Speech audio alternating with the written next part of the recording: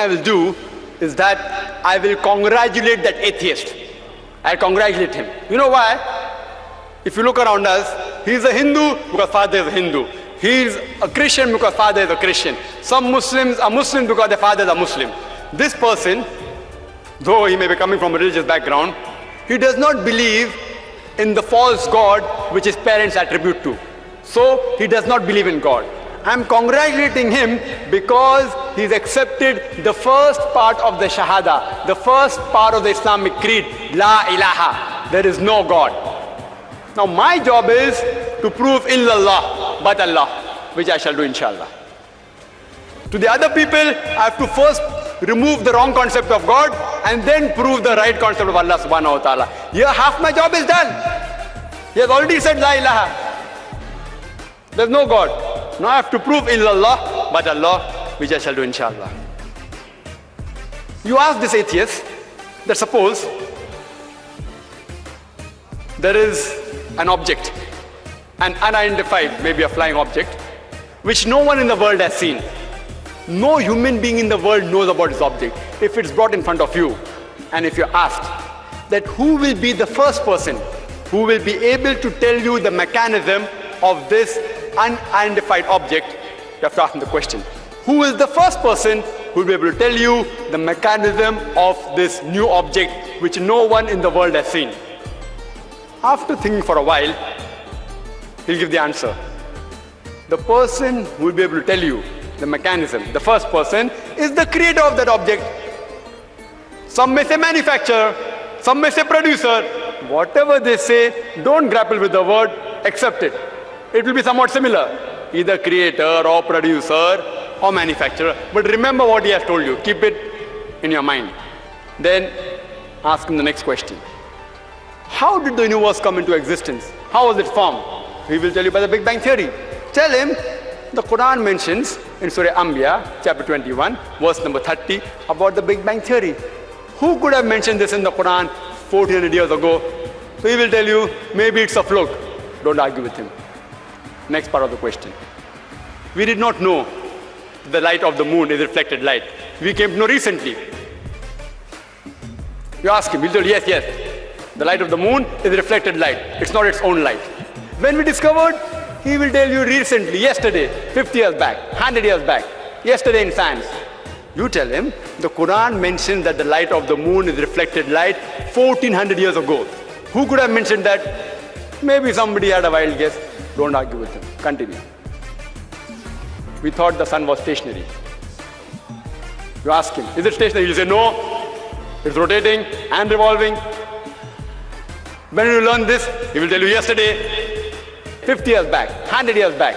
Quran mentions this 1400 years ago. He will hesitate, but may say, maybe some intelligent person wrote it. Don't argue with him. Continue. How was the universe initially? What is celestial matter? He will tell you, it was smoke. How did you come to know? We have got proof, we have got evidence. You tell him, Quran mentioned this 14 years ago. Who could have mentioned that? He will hesitate. Don't wait for response. Continue. Keep on posing question after question. All that I give in the lecture, keep on posing one question after the other. That water cycle, how do we come to know about it? Quran mentioned 14 years ago. About every living thing made from water. Who could have mentioned that? Quran speaks about botany, the male and female. Who could have mentioned that? Pose one after the other and ask the question, who could have written that? Then you tell him that there is a theory known as theory of probability. That if you have two choices, out of which one is right, the chances that you will make the correct choice just at random is 1 in 2. For example, if I toss a coin, it can either be heads or tails. The chances that I'll be right will be 1 in 2. If I toss it twice, the chances that I'll be right both the times will be 1 upon 2 multiplied by 1 upon 2, that is 1 upon 4, 25% chance. If I toss it thrice, chances I'll be right all 3 times, 1 upon 2 multiplied by 1 upon 2 multiplied by 1 upon 2, it's 1 upon 8, 12.5%. A dice has got 6 sides. If I throw a dice The chances that at random I'll be correct is 1 upon 6. If I throw it twice, the chances that both the time I'll be right will be 1 upon 6 by 1 upon 6, 1 upon 36. This is called as theory of probability. If I throw the dice twice and then toss a coin, all three being right will be 1 upon 6 by 1 upon 6 by 1 upon 2 is 1 upon 72. So you ask him, the chances may be, if you ask, what is the shape of the earth? There are various shapes. Some may say it is flat, some may say it is triangular, some may say it is hexagonal, some may say pentagonal, some may say heptagonal, some may say square. Say there can be 10 shapes. Some may say it is round, it is spherical. The chances that if anyone makes a wild guess, it being correct is 1 upon 10.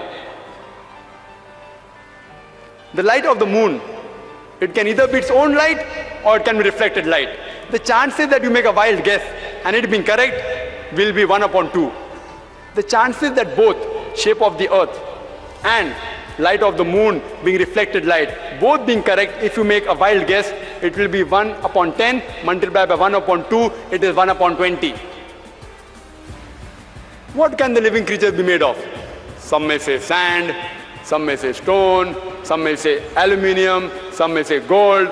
Say 1,000 materials you can name. Some may say water, some may say silver, 1,000 materials. The chances that you make a wild guess and one of them being right, according to mathematics, is 1 upon 1,000.